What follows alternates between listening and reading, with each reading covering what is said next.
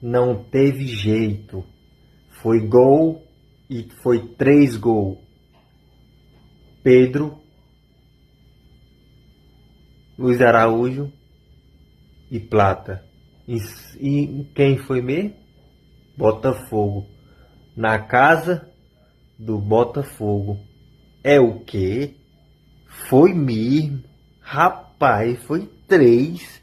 Rapaz, pense numa peia. Ei, deixa eu lhe contar um segredo.